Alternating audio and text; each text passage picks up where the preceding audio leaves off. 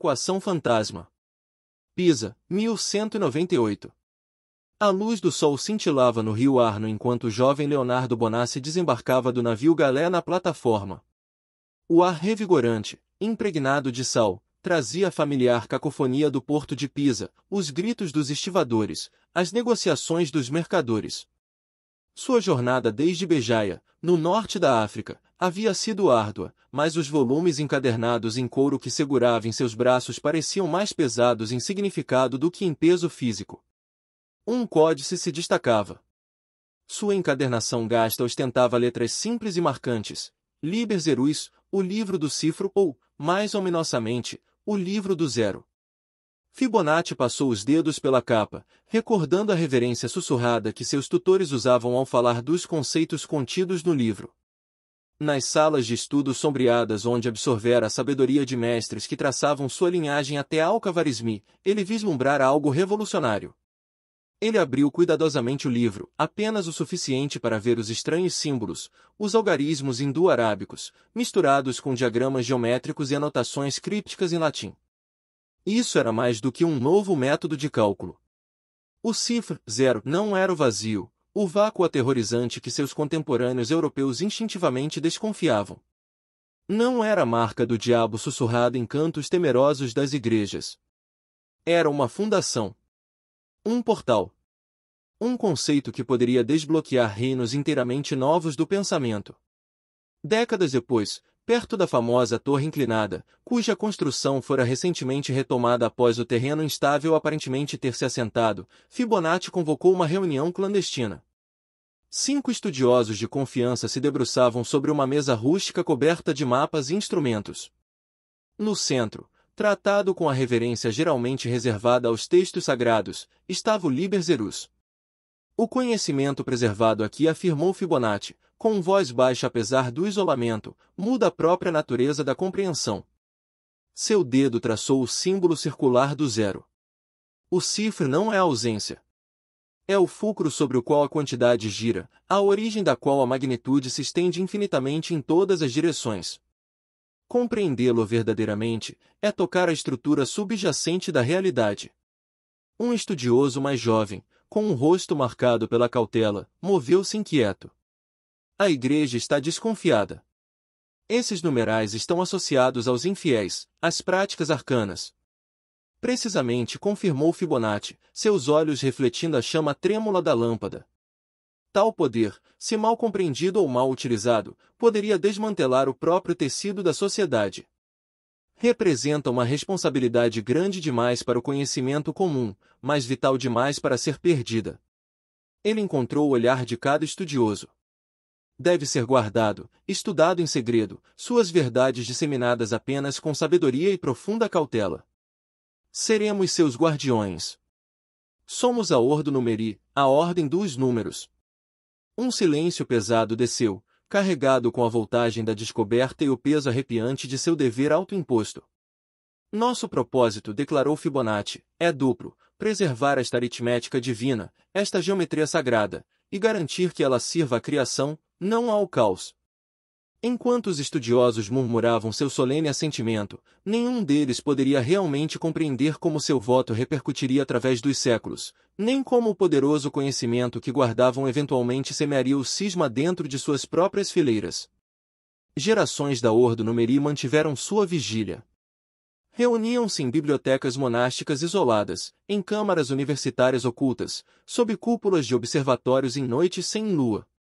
Os membros copiavam manuscritos meticulosamente, debatiam interpretações e analisavam os diagramas e equações crípticos derivados do legado de Fibonacci e do Liber Zerus. Com o tempo, duas filosofias distintas sutilmente divergiram, depois se solidificaram em facções opostas. Na República Livre de Florença, centrada em figuras que buscavam a harmonia cósmica, os membros estudavam mapas celestes e plantas arquitetônicas, acreditando que a matemática revelava o design perfeito e imutável da natureza, a proporção divina, a música das esferas. Eles buscavam refletir essa harmonia. Enquanto isso, no ambiente pragmático e academicamente competitivo da Universidade de Bolonha, os adeptos mergulhavam em manipulações algébricas complexas. O foco deles mudou para a aplicação, para resolver problemas intratáveis. Eles viam a matemática menos como um reflexo passivo e mais como uma ferramenta ativa, um meio de exercer influência, talvez até controle. O fascínio de desbloquear novos poderes escondidos dentro dos números, sugeridos nas passagens mais obscuras do Liber Zerus, provou-se perigosamente sedutor.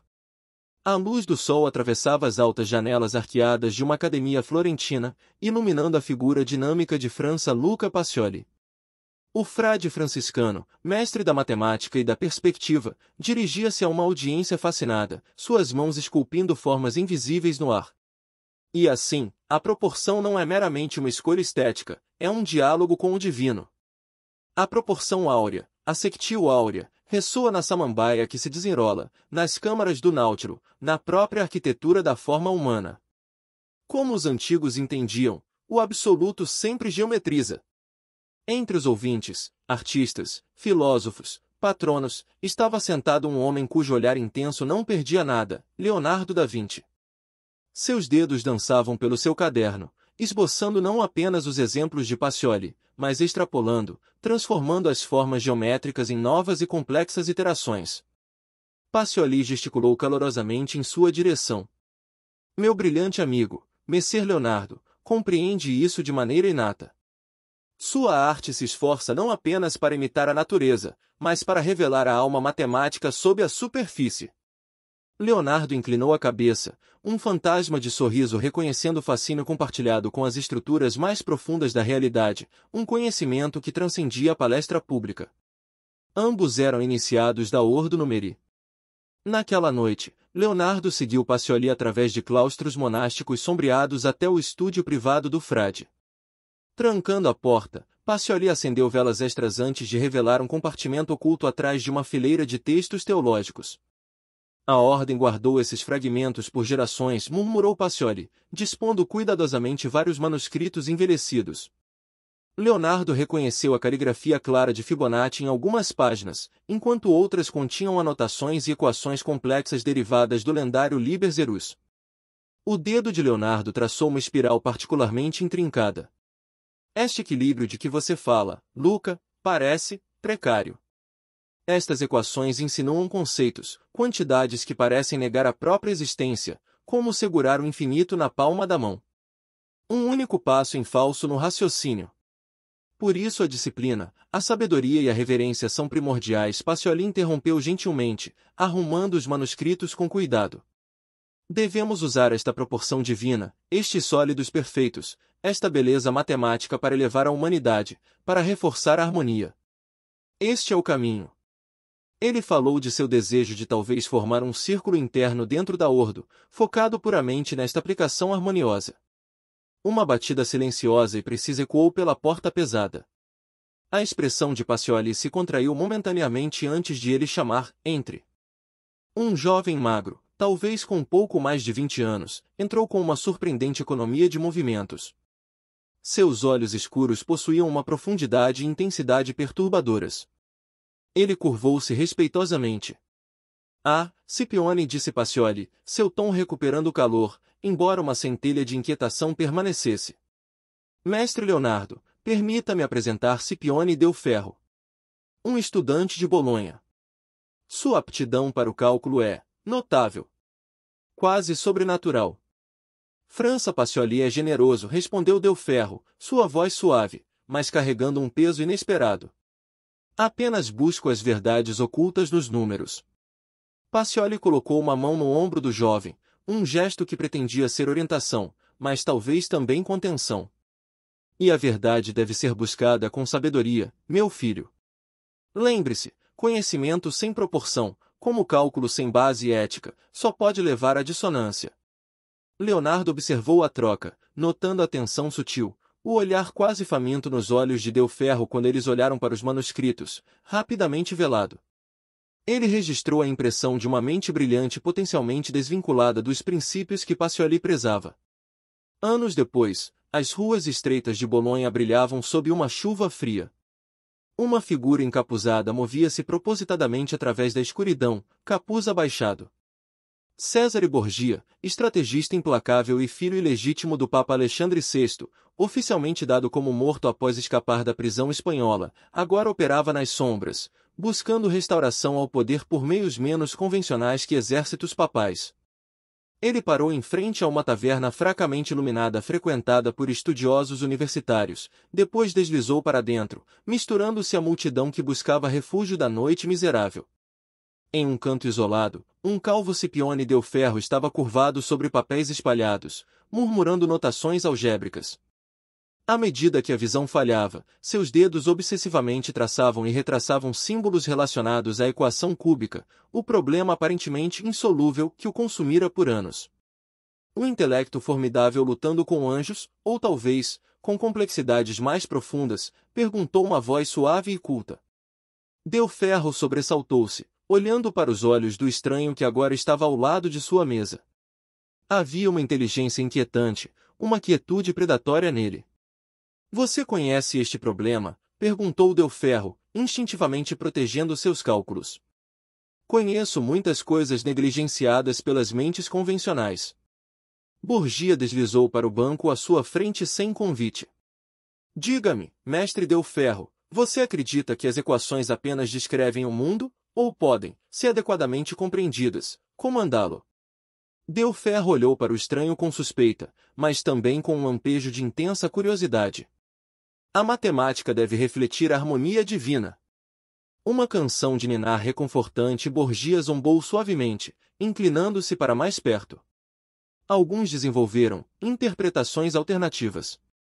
Textos apócrifos, talvez ligados ao verdadeiro núcleo potente do Liber Zerus. Eles sugerem que os números não são descritores passivos, mas forças ativas. Que símbolos podem ser invocativos. Que o infinito não é meramente divino, mas maleável. Uma equação, mestre Del Ferro, empunhada com vontade e compreensão suficientes, pode remodelar circunstâncias conforme o desígnio do calculador. Del Ferro sentiu um arrepio frio, uma ressonância com ambições que mal ousara reconhecer. A ordem fala apenas de beleza, de equilíbrio. A beleza é estática. O equilíbrio é restrição, sussurrou Borgia. O verdadeiro poder está em resolver, em mudar, em pôr ordem, não apenas observá-la. Imagine resolver o cúbico não apenas no pergaminho, mas influenciar o próprio tecido dos eventos, prever resultados, dobrar a própria fortuna. Seus olhos se encontraram através da mesa de madeira gasta, um entendimento silencioso e perigoso passando entre eles. Meses se transformaram em um ano. A modesta câmara de Del Ferro tornou-se um santuário à sua obsessão. Notas crípticas fornecidas por Borgia, sugerindo interpretações alternativas de zero infinito, estavam espalhadas entre seus próprios cálculos frenéticos. Ele desenhou diagramas complexos incorporando cifras de maneiras cada vez mais abstratas, quase perturbadoras. Uma noite, cercado por velas dispostas em um padrão geométrico específico derivado de um fragmento de Borgia, Del Ferro empreendeu uma disciplina mental perigosa, uma técnica meditativa descrita como divisão infinita, projetada para fraturar modos convencionais de pensamento e acessar uma consciência algébrica mais pura e abstrata. Ele concentrou-se intensamente, empurrando sua mente para o espaço paradoxal sugerido pela divisão pelo zero conceitual. As bordas da sala pareciam oscilar. Linhas retas sutilmente se arquearam. Sua respiração tornou-se superficial, rítmica. Ele sentiu partes de sua consciência se desligarem, substituídas por uma clareza fria e afiada. Quando emergiu horas depois, tentando acessar uma memória simples, o nome de sua própria filha, encontrou apenas um vazio frustrante. A perda era perturbadora, mas sobrepujada pelo imperativo consumidor da equação. O cúbico acenava, prometendo não harmonia, mas domínio. Enquanto isso, na França, um Leonardo da Vinci envelhecido esboçava furiosamente em seus cadernos privados. Não estudos anatômicos ou máquinas voadoras, mas espirais semelhantes a fractais crescendo cada vez mais complexas, beirando o caótico. Sua distintiva escrita espelhada preenchia as margens, la proporzione inclinata. Ele o sentiu através da distância, um distúrbio nas ressonâncias matemáticas que a Ordo, particularmente a facção de Pacioli, buscava salvaguardar. Algo profundo e potencialmente desestabilizador estava se desdobrando na Itália. Conectado, tinha a certeza, a Del Ferro. Del Ferro continuou a olhar para suas equações, olhos acesos com uma clareza febril e triunfante. Papéis cobriam todas as superfícies, um testemunho de anos de esforço implacável. Mas agora, iluminado pela fraca aurora que filtrava pela janela, ele a possuía, a solução geral para a equação cúbica deprimida, x sobrescrito 3 mais mx igual n. Sua mão tremia, não de exaustão, mas com a magnitude da descoberta.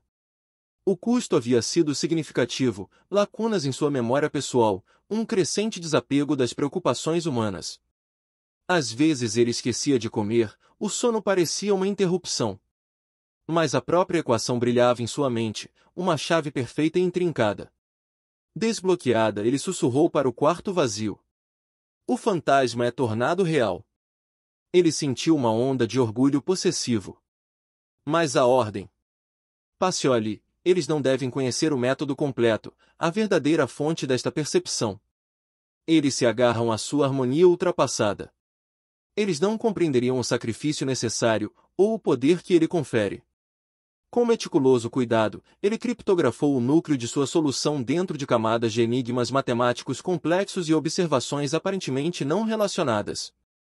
Ele manteria a verdadeira chave, o princípio subjacente, absolutamente secreto. A solução existia, mas sua derivação permanecia seu fantasma. Logo depois, Del Ferro compartilhou cautelosamente fragmentos, disfarçados como problemas desafiadores, com seu aluno, Antônio Fior. O jovem, ávido por avanço e reconhecimento, aceitou os problemas crípticos com orgulho inequívoco. Reflita sobre isto, Antônio instruiu Del Ferro, oferecendo uma formulação particularmente complexa. Dentro dela reside uma curiosa interação entre o cubo e suas raízes. Útil, talvez, para futuros duelos acadêmicos. Fior sorriu radiante, alheio ao profundo segredo do qual agora carregava a custódia parcial. Uma nova arma para os desafios. Obrigado, mestre. Del Ferro observou partir, com um brilho calculista nos olhos.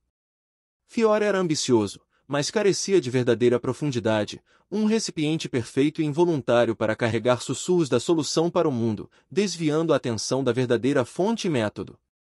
Era a hora. A luz do sol atravessava as altas janelas de um salão universitário, iluminando partículas de poeira dançando no ar. Este não era um desafio público, mas um confronto interno tenso dentro da fraturada Ordo Numeri. Scipione Del Ferro estava diante de Luca Pacioli, cujo lendário fogo intelectual ainda ardia, embora sua forma física tivesse se tornado frágil. Scipione Pacioli começou, sua voz ressoando com autoridade tranquila. Seus métodos se tornam preocupantes. Rumores abundam. Enigmas insinuando descobertas profundas, mas guardados com sigilo obsessivo, compartilhados apenas com estudantes favorecidos, talvez controláveis. Você percorre um caminho divergente dos princípios da ordem. Você tem entretido filosofias perigosas. O olhar de Pacioli era afiado, entristecido. Você mergulhou nos aspectos proibidos do Liber Zerus, não é? As partes que não falam de harmonia, mas de invocação, de manipulação do vazio, de sacrificar a essência pelo cálculo. O rosto de Del Ferro estava inquietantemente calmo, seu afeto emocional aparentemente achatado. Encontrei uma solução que você considerou impossível. A própria realidade cedeu ao rigor dos meus números. Sua harmonia é meramente uma limitação autoimposta, estagnação disfarçada de piedade. É equilíbrio. Pacioli rebateu, uma rara paixão entrando em sua voz. O equilíbrio que sustenta a existência. Você resolve uma equação, Scipione, mas arrisca fraturar uma muito maior, a própria integridade do número. O que você trocou por esta solução?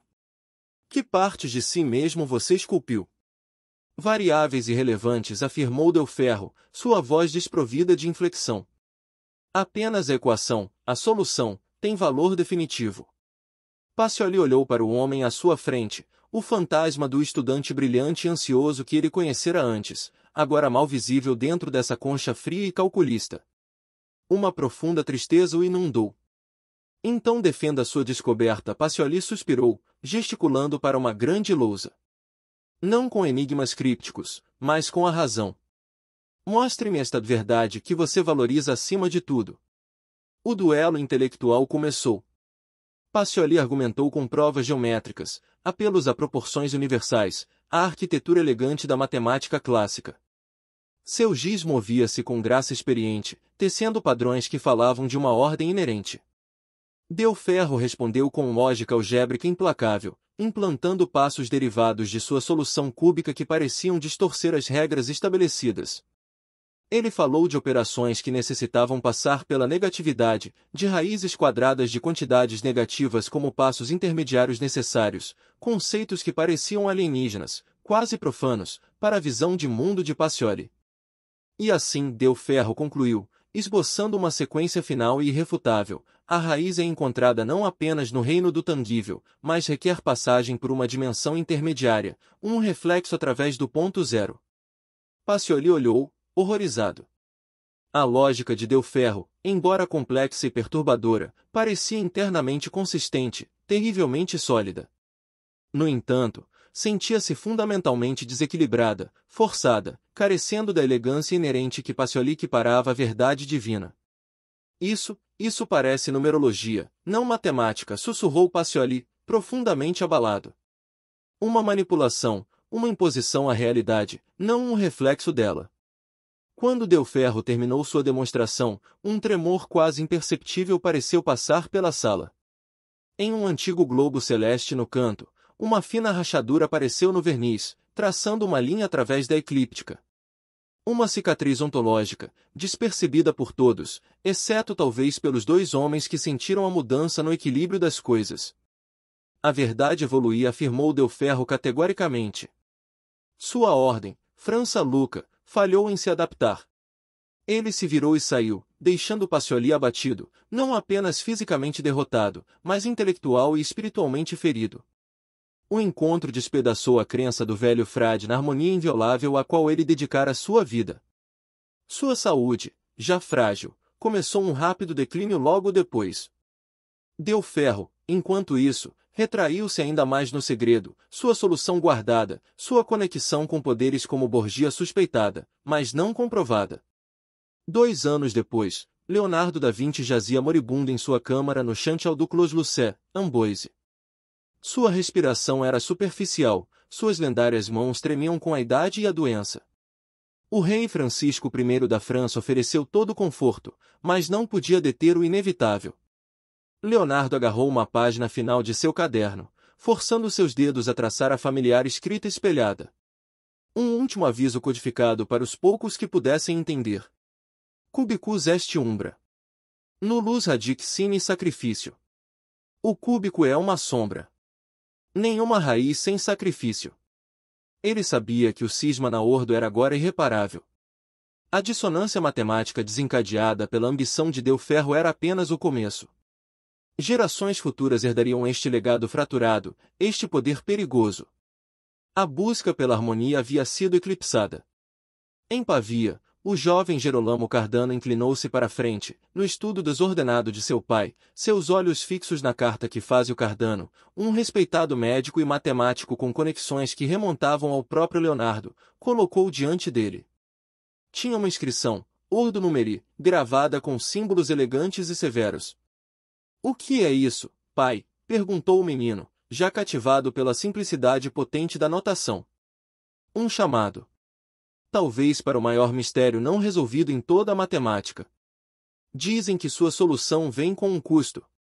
O próximo estágio do conflito matemático, a guerra algébrica pela alma dos números, aguardava seu próximo campeão, paciente como só uma equação não resolvida pode ser.